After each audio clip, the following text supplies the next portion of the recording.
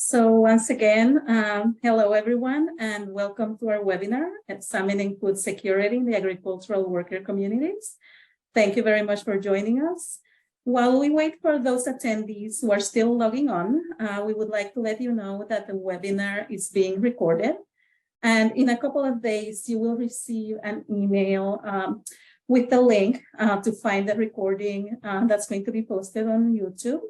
And we will also share the slides and some resources at that time.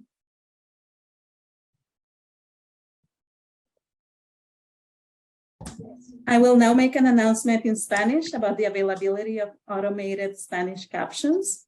Si desean ver una transcripción automática en español y esta no aparece ya en la parte inferior de su pantalla, presione el botón Show Captions, como el que ven aquí en la diapositiva, para ver la transcripción.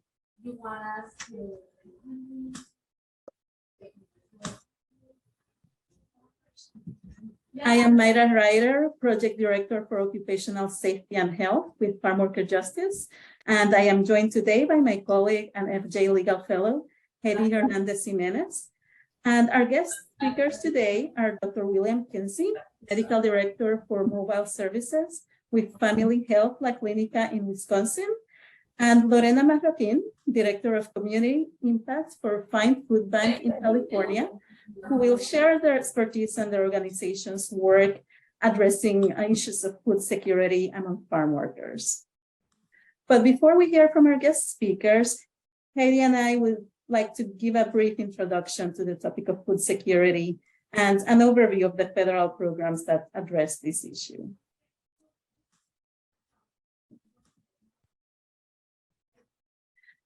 So there are multiple definitions of food security.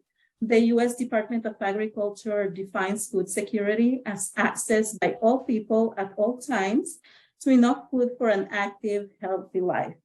But this definition can be broadened to include other important aspects of food security.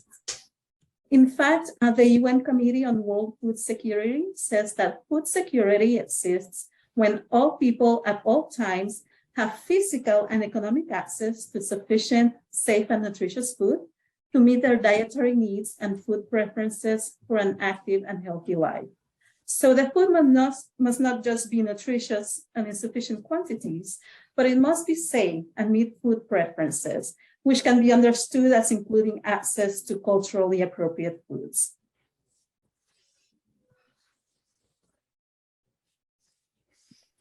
It's not surprising that there are high rates of food insecurity among farm workers. And the causes, of course, include low wages and just the conditions, the working conditions that farm workers are exposed to. And the rates are striking.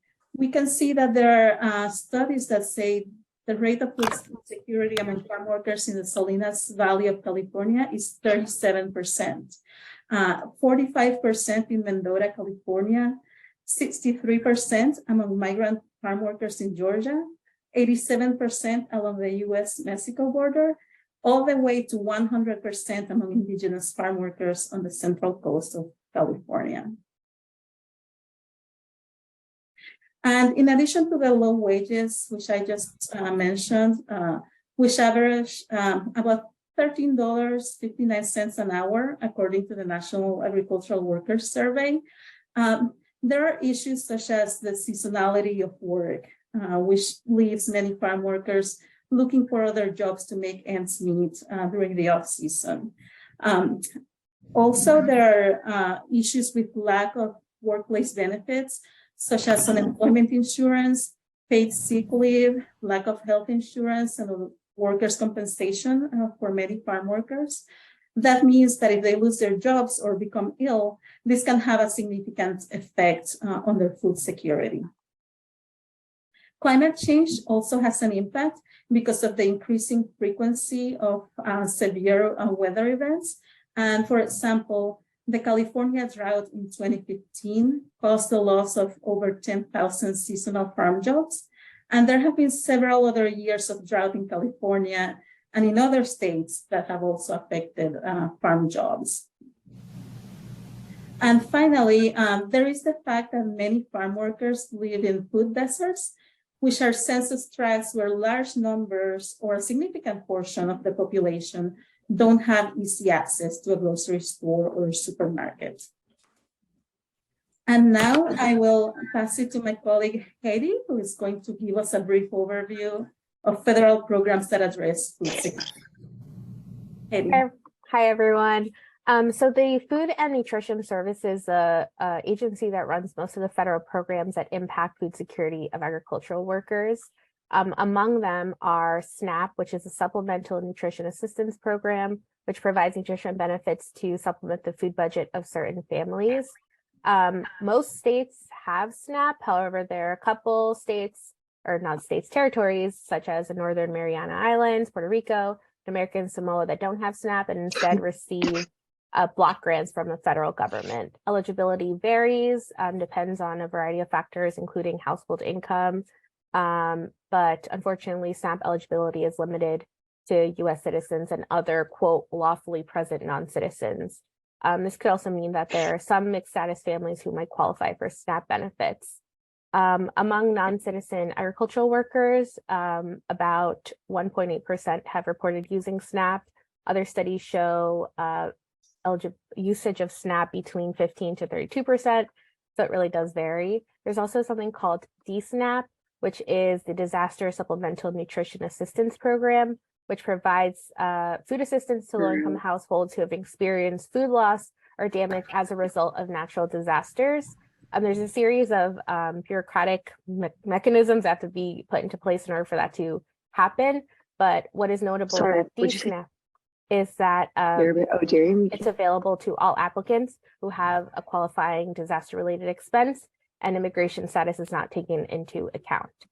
And then finally, we also have, finally, it's among many, we also have WIC that provides funds to the states for supplemental foods, healthcare referrals, nutrition education for low-income pregnant, breastfeeding, and non-breastfeeding postpartum women, and to infants and children up to age 5 who are found to be at nutritional risk. What's important about WIC is that it is specifically exempted from immigration status restrictions like SNAP has. Although states do have the option of adding restrictions and limiting it only to citizens or other qualifying immigrants, so far Indiana is the only state that restricts WIC only to adults who are not quote-unquote qualified immigrants. Approximately 9% of agricultural workers report that they or someone in their household has used WIC in the last 2 years, and they have to meet, the people who use WIC have to meet, or applicants have to meet certain categorical, residential, income, and nutrition risk requirements. And then we have like the bundle of programs called the National School Lunch Program, the School Breakfast Program, and the Summer Food Service Program, all three of which are federally funded meal programs that provide low cost or free meals to children, regardless of immigration status, in school and throughout the summer as well. There are 2 programs from the National Institute of Food and Agriculture, which is an agency within the U.S. Department of Agriculture. Essentially, these programs prioritize nutrition security, and they distribute grants to projects whose aim is to increase fruit and vegetable purchases by SNAP and NAP recipients. And next slide, please. Yes. So there are some barriers that farm workers face in accessing these federal programs. For example, as I've talked about earlier, SNAP eligibility is limited to U.S. citizens and other, quote, lawfully present non-citizens. And this quote, if you look at there are resources at the end of this presentation, that is a definition that it's defined by the Food and Nutrition Services, so by the USDA. So that's the reason why that's in quotes. There are also certain income thresholds that have to be met or not met. There also is a lack of information about these programs and whether or not someone is eligible. So these are all barriers that kind of stand in the way of accessing them. These programs, as I mentioned earlier, are available regardless of immigration status, which includes the Disaster SNAP program, the food programs, and also WIC. So aside from Indiana, of course. And Also, as talked about earlier, there are low farm worker participation in most of these programs. 13% reported that them or a member of their families used SNAP in the previous 2 years, which is remarkably low. And then 9% also reported that they or someone in their household used WIC in the past 2 years. So again, access to these federal programs are generally very low in the farm worker community.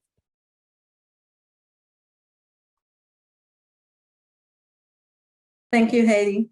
Now we would like to welcome the first of our guest speakers, Dr. Kinsey, who, as I mentioned, is Director of Mobile Migrant Health Services with Community Health Center, Family Health La Clinica in Wisconsin.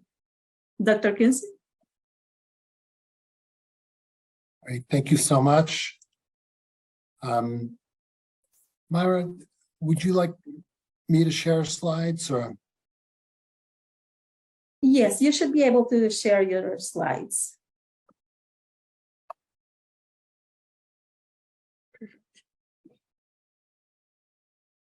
All right, great. Are you guys able to see slides from this stage? Yes. Yes.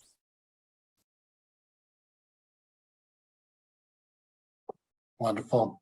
All right, well, this is a great opportunity. Thank you so much for allowing us to discuss some of the programming we're using here in the state of Wisconsin as possible best practices for others of you around the country.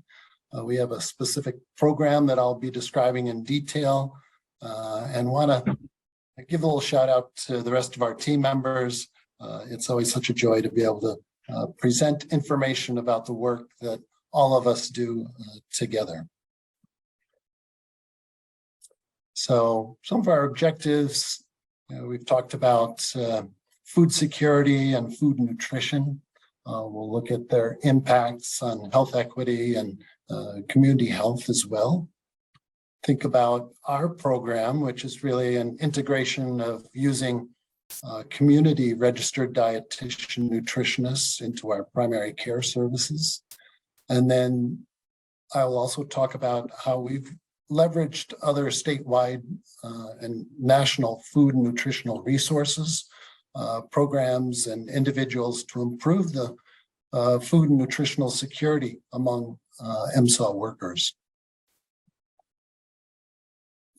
We're particularly excited this year to be presenting because we are celebrating a 50th anniversary of our first Migrant Health Center grant. And so we've got a couple pictures here of team members of our mobile services group that goes out and provides primary care services generally at either housing or work sites for MSHLA workers in the state of Wisconsin.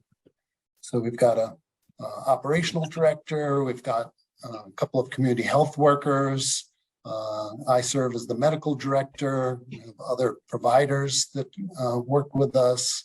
We have a RN that's on the team, health aides that are critical to our success, our driver. And then we have an active teaching program, which allows us to expose nurse practitioner and medical student and medical residents to this care model. And one of the benefits of having been involved for 50 years, our organization has developed some really wonderful partnerships, both locally, regionally, and nationally. So a couple of our nonprofits that we work with closely are noted here. The United Migrant Opportunity Services have actually been involved since the 1960s in the state of Wisconsin. And they primarily work in 3 areas: in childhood development, including Head Start programs, workforce development, and then also other various social services. And then Legal Action of Wisconsin provides labor law support for migrant and seasonal agricultural workers, and specifically issues relating to human trafficking. And then you can see a number of both state and national agencies that we partner with as well. So if I think about really the medical model that is a best describer of the intersection of lacking nutritional security and healthcare outcomes, it would be the idea around metabolic syndrome. So I'm sure many of you are familiar with this, but it is basically described as the combination of factors that lead to truncal obesity or being overweight, elevated blood sugars, elevated blood pressures, and elevated cholesterol. So we're looking at a list here of chronic conditions that we work with our MSAW population, and that really is the primary area of chronic disease that impacts long-term health and wellness.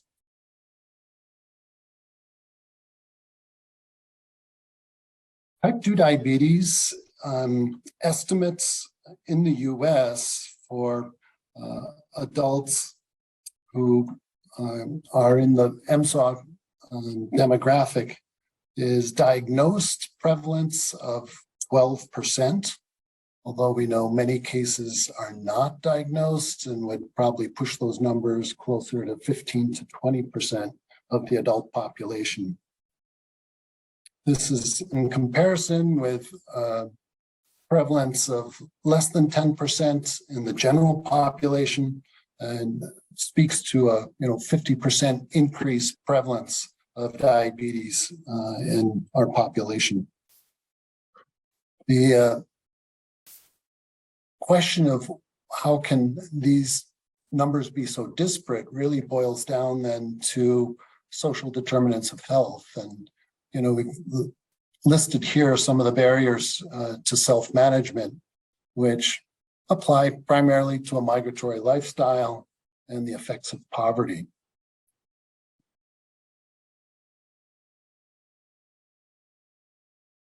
With over 1 million MSAW workers in the US, a 2021 survey estimated over 100,000 people are impacted by hypertension, which of course, if not well controlled in the long run, can lead to medical issues, including heart failure, heart attack, or even stroke.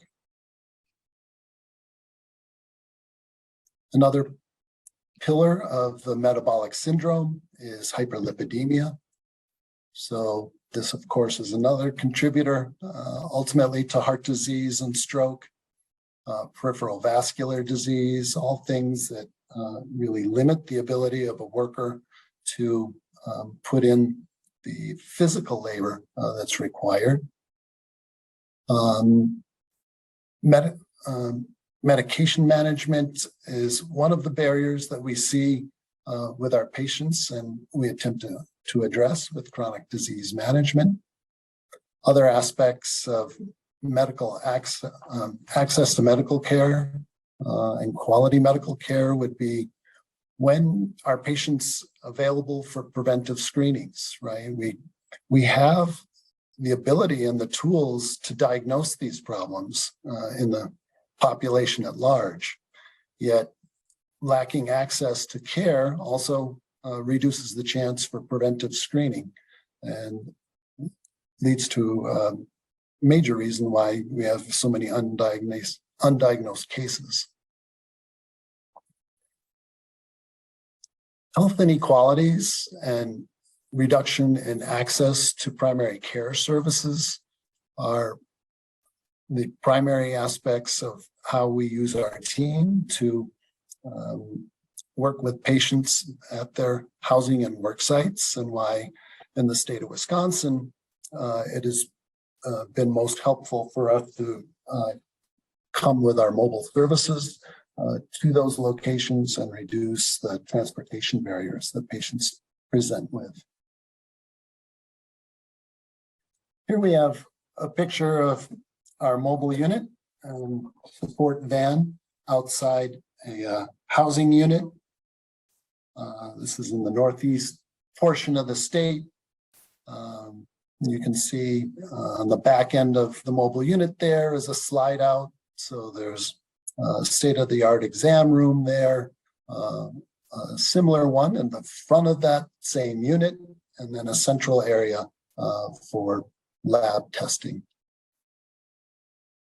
Just to give you a little idea of the geography we're covering in the state. So these are the primary sites that we went to last season in 2022 to provide primary care services. We, on average, are going to each of these sites 3 times each season, and we're out on the road over 50 days a year. Ocean is a national nonprofit health IT organization, and we actually have our electronic medical record, EPIC, through the Ocean organization. And they started 20 years ago with 6 health centers in the state of Oregon, and now are working with healthcare sites, as you can see, in 45 states. They really are a driving force for trying to reduce inequalities in health outcomes. And our use of the electronic record not only creates a database for our patients, but provides reporting tools for chronic disease management. And specifically, as evidenced on this slide here, gives us the PREPARE tool, which is one of the social determinant of health screening surveys, which of course does include questions related to food insecurity.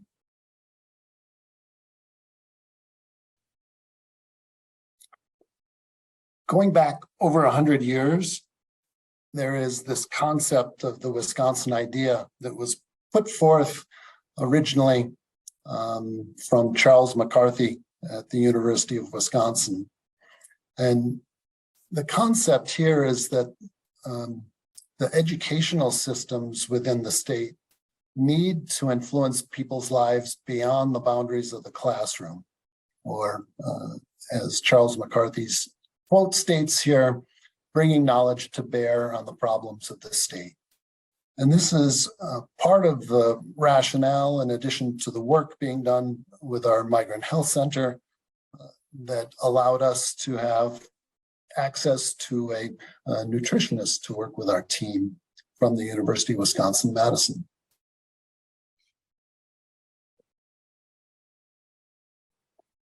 This is the medical nutrition therapy model that we use in terms of working with our patients. And so it's really a system with 4 overlapping steps that are related to nutritional assessment, nutritional diagnosis, then a nutritional intervention, and ultimately nutritional monitoring of the same.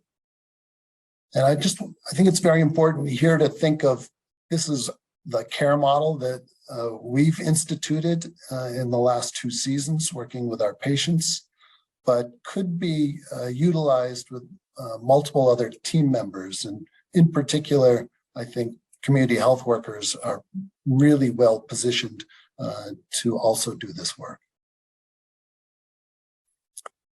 These concepts are evidence-based and considered to be cost-effective in primary care to combat the negative health outcomes related to diabetes, hypertension, and obesity. I'm sure most of you are aware of the alliance of national organizations providing culturally appropriate resources for us. And I just want to point out the great benefits that we've used with the Migrant Clinician Network and the educational information that they provide for us as well. So, for instance, in that center panel, that is the Spanish language sort of graphic novel or comic entitled "My Health is My Treasure: A Guide to Living Well with Diabetes." And it really tells a narrative of a migrant and seasonal agricultural worker. It's very specific to this population and talks about common concerns such as diet and exercise, as well as foot care and illness prevention. Each of these technical and teaching assistance organizations has really provided wonderful culturally sensitive resources for education with our patients. Here you can see inside our mobile unit, collecting blood samples, running point of care testing so we can get a point of care glucose or even a 3-month blood sugar average with an A1C blood test with results in 5 minutes so that we can actually use that information to help set up a plan for a patient that we're seeing. They have opportunity after seeing the medical provider to then have an educational session with our nutritionist and other supplies that we're providing for patients. So, as I referred to previously, last season was our pilot season, working with our registered dietitian and nutritionist. So as part of that medical nutrition therapy model, part of the process is looking at nutritional assessment and diagnosis. So these are just some simple examples of patient scenarios that presented during the season last year and applied to migrant seasonal agricultural workers in any situation. So undesirable food choices related to a lack of access to appropriately textured health promoting foods, and also causing poor dentition for this individual patient. They experienced obesity, as well as a A1C nearly 13, which shows very poorly controlled blood sugars. And then this individual really only had access to food through the employer's cafeteria. Another patient where difficult food choices were related again to food insecurity and showing up clinically with elevated blood sugar levels and inability to have transport, allowing them to control the foods that they were eating. I want to cover quickly a patient vignette to give you some sense of how we might work with a patient in our program as well. So this 27-year-old female was seen twice last summer, early in the season in July, or at least the season in Wisconsin, and then again later in the season towards the end of September. So when we first met them, we were able to do appropriate screening and diagnose their new onset diabetes. They were morbidly obese with a body mass index over 45. And also had elevated cholesterol levels. So working with a nutritionist, they set out some goals. Wanted to think about trying to eat smaller portions of carbohydrates and add more vegetables and lean proteins. Try and get to 2 regular meals plus an evening snack. And then start to learn about their cues for hunger. At follow-up, they really had made some wonderful progress. And as you can see at the base of this slide, this particular patient had already lost 13 pounds or 5% of their total body mass and saw an increase of almost 20% in their A1C, and blood sugar levels had returned almost to normal. So as we think about food insecurity among our MSAW population, there are some potential strategies to guide approaches for any team members that are working on these issues. So some of the ones listed here are considered to be evidence-based and applicable anywhere across the country. So embedding food distribution at the point of care, tailoring food access programs to address systemic barriers for immigrant populations, bolstering communities' economic vitality. That gets back to those social drivers of health and the effects of poverty on health outcomes. And then advancing cross-sector collaboration. And I'll mention some of our partners specifically here in a moment. And then Lorena also will be talking in more depth around that issue. We know that in addition to these 4 strategies listed here, other best practices include involving community health workers, which has been a really important part of the work we've done, making sure that we're really addressing the specific needs of patients and that we're not coming and providing care that we determine to be most helpful, but is not really meeting needs. Making sure that we're providing culturally sensitive food options, and that includes from food pantries. Involving mobile food pantry and delivery of foods, again, getting at some of the barriers for people. And then there are successful models where providers are writing out a food prescription, looking at some further education around healthy food options and trying to pair that with benefits through programs that we were talking about here at the outset of this webinar, for instance, the SNAP program. Some of the partners that we've worked with here in Wisconsin are both governmental as well as some nonprofit organizations. The University of Wisconsin system has an extension program. This is where some of that Wisconsin idea is put into place. So for counties around the state, there are nutrition educational program specialists for a program called FoodWise. You can see some of those individuals listed here.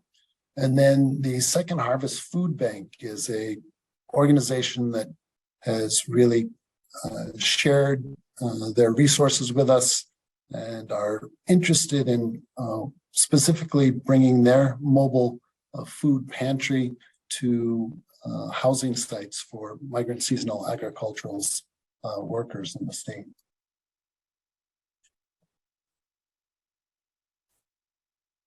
These are some references for today's talk, and I want to thank you for your time.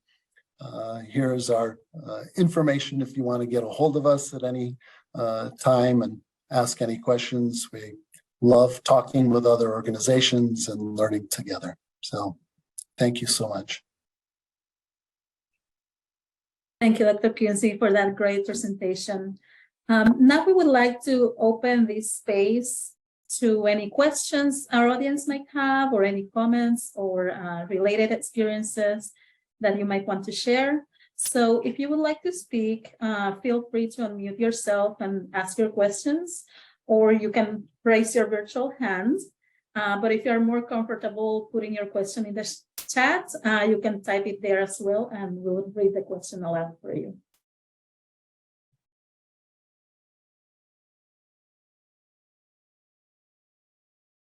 Let's see, do we have any questions from our audience? In the meantime, while people are thinking, I do have a question. What would you say is the greatest challenge that you have found in addressing issues of food insecurity and nutrition with the populations that your clinic is working with? Yeah, thank you. I believe you were speaking here at the outset around what those concepts around food and nutritional insecurity are. So if we look at really the nutritional insecurity side of that equation, where patients are really not getting sufficient macro or micronutrients to live their healthiest life, it's because of lack of food access. And in Wisconsin, we have an increasingly larger population of MSAW workers that are working at large canneries. And so typically the numbers of workers allow for employers to have a cafeteria where they are providing food that workers pay for. But as you might guess, those tend to be very carbohydrate rich, but micronutrient poor. And so patients might even put on weight because of the carbohydrate load, but they are not really receiving the nutritional security side of that equation. And so this is part of where poverty has that weird paradox that some of the poorest are some of our most obese because they're not able to receive the most healthful foods that others might have access to. Great. Thank you. And I would like to let the audience know that Maria has shared in the chat a guide developed by the National Center for Farmworker Health. It's a guide to developing food produce prescription programs within health centers. So if anyone's interested, you can find that link in the chat. Thank you, Maria. Are there any other questions from the audience? Well, if there are no more questions, I would just like to thank Dr. Kinsey again for the presentation. That was very informative. And now I would like to introduce our second presenter, Lorena Marroquin, who is going to also share with us about the work that her organization, Find Food Bank, located in California, is doing to help farm workers who are enduring food insecurity. Lorena? Thank you, Mayra, and thank you, Dr. Kinsey, for that amazing presentation and all the amazing work you're doing out in Wisconsin. Good afternoon, everyone. My name is Lorena Marroquin. I am the Director of Community Impact for Find Food Bank, and I will be sharing our work here that we do in our area to serve the farm working population, or what we call here reaching underserved populations. Who we are. Find Food Bank is a regional food bank serving Eastern Riverside and Southern San Bernardino counties.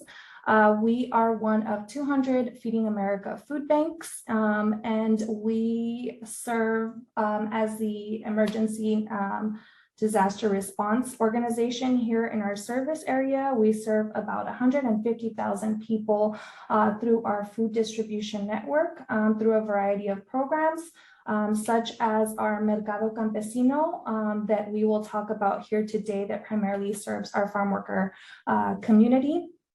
And we have over 80 community-based partners that assist us to provide access to healthy, nutritious foods in our area. A little bit of what we will review in this presentation is what we do to provide equitable food distribution, how we grow connections in order to make our distributions more efficient and effective, and then how do we maximize resources in order to not only provide food assistance for today, but also sustainable resources for a lifetime for those that are food insecure.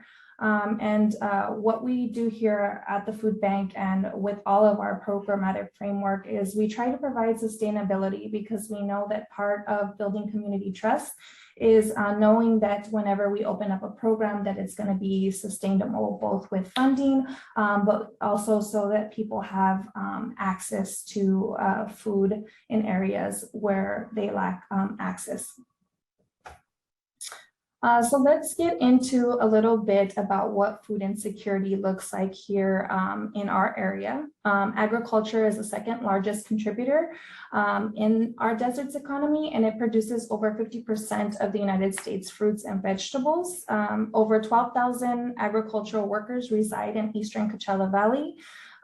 We recently did a survey with California Farmworkers Foundation, where 62% of farm workers cited experiencing food insecurity 1 month prior to the survey. Of the total surveyed population, 80% of those have one or more children in the household. And we know, as Dr. Kinsey stated, that those that miss a meal, or even through statistics, that it will have consequences on not only their mental, but also physical health. In 2020, we participated in one grant that we got from California Association of Food Banks. We were one of 11 food banks in the state of California that were awarded this grant known as FAFI, and it's Food Access for Farm Workers Initiative. Through this initiative, we were able to start our program that primarily served farm workers. And the initiative was to distribute culturally appropriate food boxes to their family, to farm workers and their families, holding distributions and really being strategic about the times and locations that were convenient for farm workers, and then working with trusted farm worker organizations to build relationships in farm working communities and debunk myths or barriers to food access for farm workers. And then since it was implemented through COVID, partnering with clinics to reinforce the importance of healthy, nutritious food. Part of that was because of COVID. It really shed a light on the health impacts that food security has on the farm working community. And we were able to secure this funding and leverage this funding to pilot and launch our program that we now call Mercado Campesino, which is a farm working distribution, or a distribution for farm workers. Next slide, please.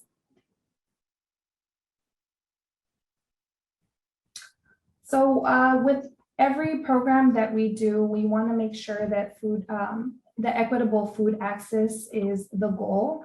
Our mission is to advance change by ensuring equitable access to nutritious food for all. And a large part of how we do that is we identify the gap, or what we identify as food deserts.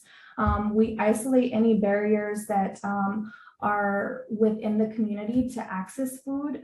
We identify the partners that we know are going to be advocates for not only food security, but also are going to be advocates for the population we're intending to serve. And I mentioned earlier, sustainability is always the key whenever we're doing any type of programmatic framework. For us, I think in this, for Mercado Campesino and what we wanted to do, we wanted to ensure that it was something that the community agreed on what was culturally appropriate foods. We wanted to hear from the community, so it's very community driven. We participated in a survey before we even launched the program to ensure that this was a need within the community and a need for farm workers, and we wanted to hear what types of food were food staples for them. So we'll get into that a little bit later on in the presentation, but if we can advance to the next slide. So growing connections came after the survey. Once we understood what the community needed, what we understood were barriers to access. After hearing from the community, those barriers were transportation, also stigma. They had did not want to feel like they were receiving a handout because they are a hardworking community. They also lacked access to culturally appropriate foods. So foods that were available, you know, the canned goods stuff, some of those stuff, they did not know what to do with it or how to cook with it, or what, you know, was what they considered culturally appropriate for their household. And then also the pandemic created additional challenges and barriers for us to access farm workers. And then once we were able to understand the barriers, we were able to identify the advocates and the partners that we wanted to use moving forward with this program. Next slide, please. So pre-pandemic, our traditional partnerships and distribution methods were reaching farm working communities through farmers market style distributions at schools, food pantries, churches, parks, and community centers. Unfortunately, through our survey, we realized that a lot of those distribution timeframes were in times that farm workers were either at work or did not have transportation to get to a food distribution site. So through that survey, we partnered with California Farm Workers Foundation, which was kind of the partner that allowed us to leverage their partnership to go into the farm work sites and work directly to serve the farmers at their work site. And we did that through a drive-through mobile market approach, removing all barriers to access, meeting clients where they were.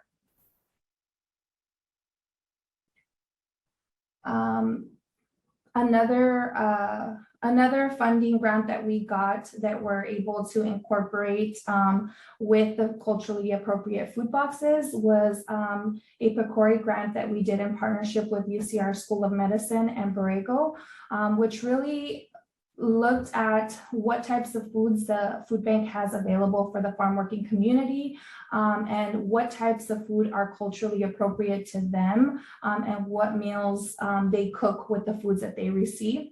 So this was a really fun project to work on. The logo that you see on the screen there with the 3 dolls is the logo that we use for our cookbook, and all of the recipes within the cookbook came from the community. So we worked with community to provide recipes. The theme of the cookbook was from my grandmother's kitchen to yours, meaning these are traditional recipes that households had from their grandmother that was passed on generation to generation. The cookbook comes in 3 languages. It is English, Spanish, and Purépecha, because we learned that a lot of the farm working community had a large Purépecha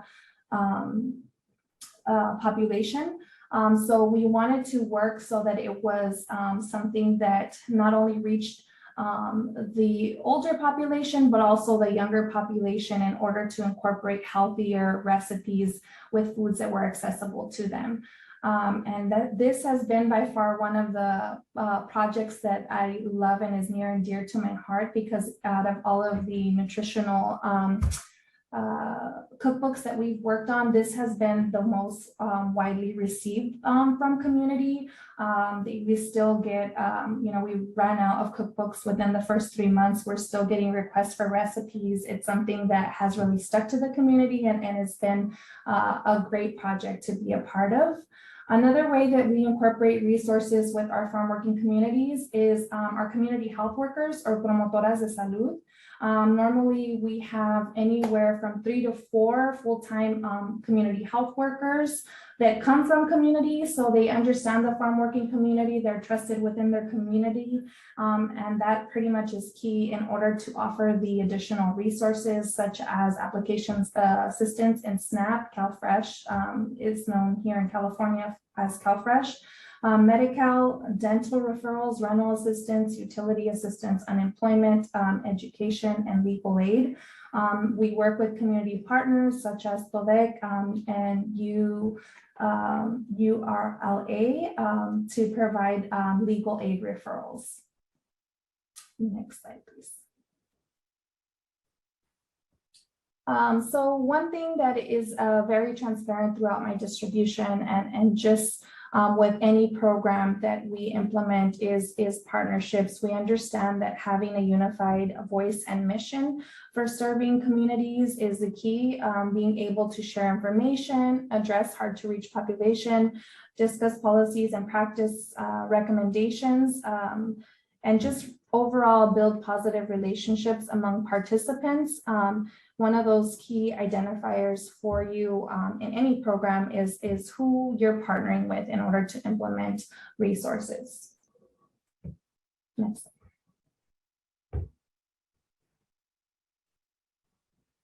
And one of those key partnerships for us was California Farmworkers Foundation.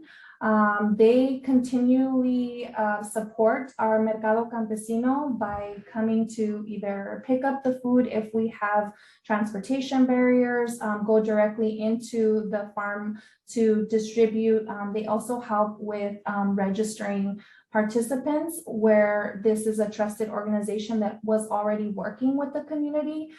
So they were easier to give up their information to a trusted partner such as California Farmworkers Foundation, and it made it just that much easier for us to get that information and then serve the food and all alternative resources as well. How we are currently collaborating and how we support each other. We currently serve about 3,000 farm working families at 10 work sites.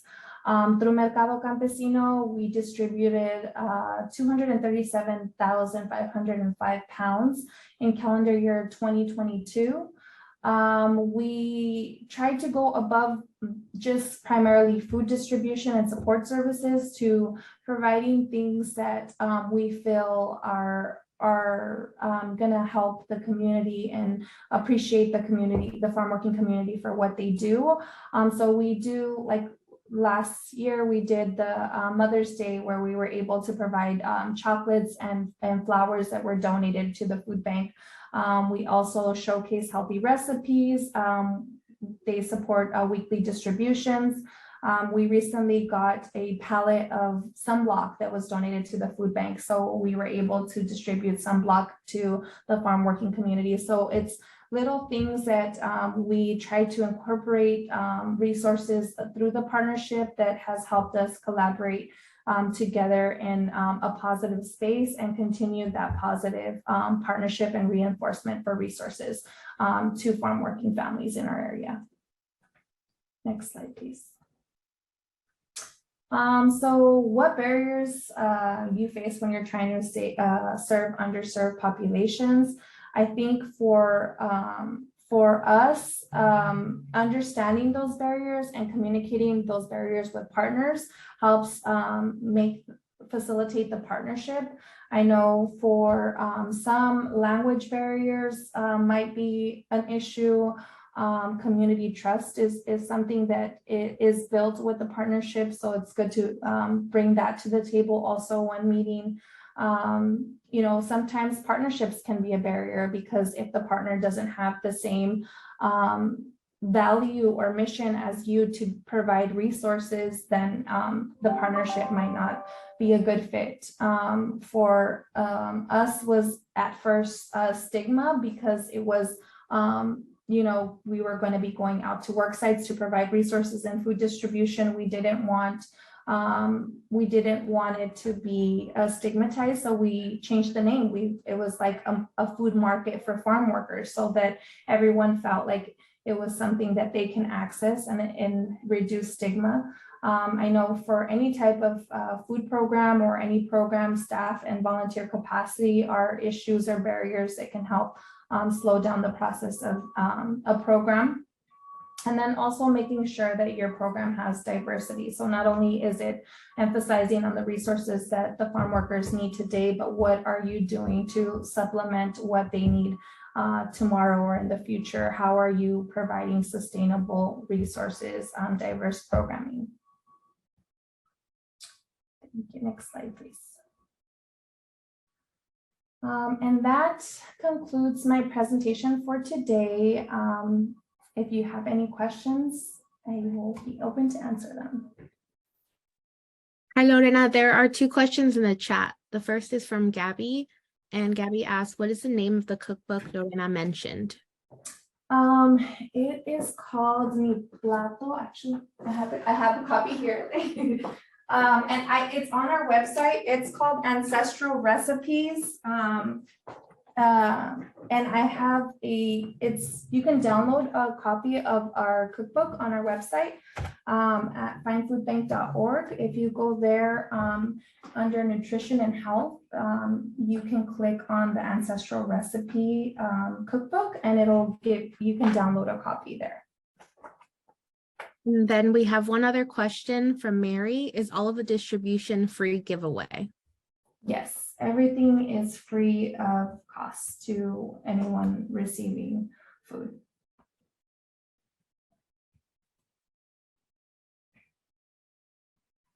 If there are any other questions, please feel free to unmute yourselves and ask your question, or you may also continue putting your questions in the chat.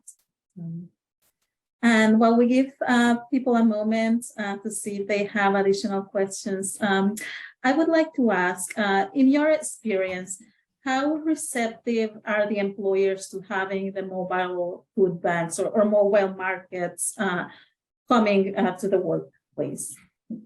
Great question.